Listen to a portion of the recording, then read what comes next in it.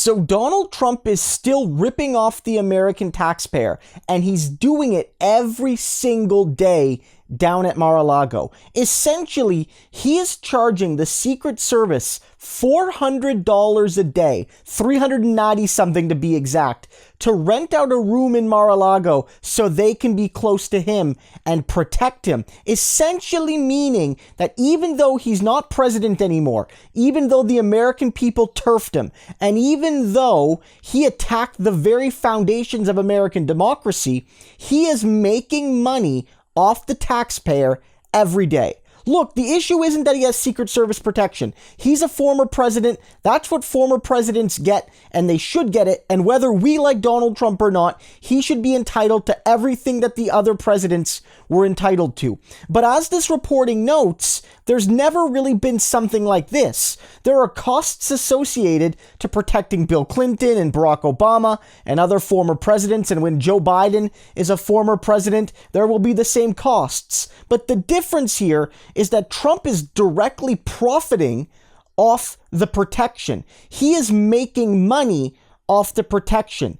He is getting richer off the protection. So it's not some sort of thing where you can say it's costing the taxpayer, but it's a necessary cost and Trump really isn't deriving a fiduciary benefit. He's making money here. And we have to remember that Donald Trump, it's all been a grift, but when he ran, his whole shtick was, I'm running for president, but I'm already a big successful billionaire. I'm one of the richest people ever to run for president. So if I win, I don't need the money. I don't need my salary. I don't need the benefits. I don't need to worry about making money after I'm president like some other presidents have.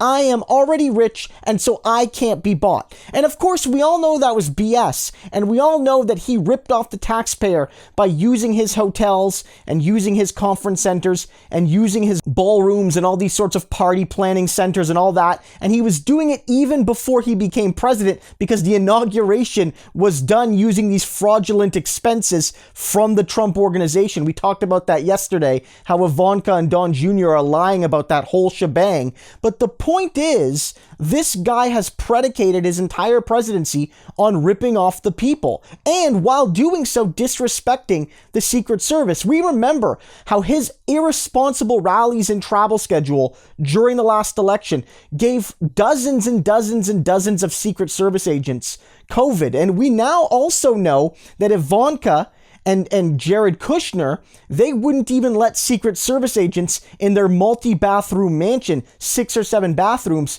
pee in any of them because they were too important to share a bathroom with the people there to save their lives if it came down to it.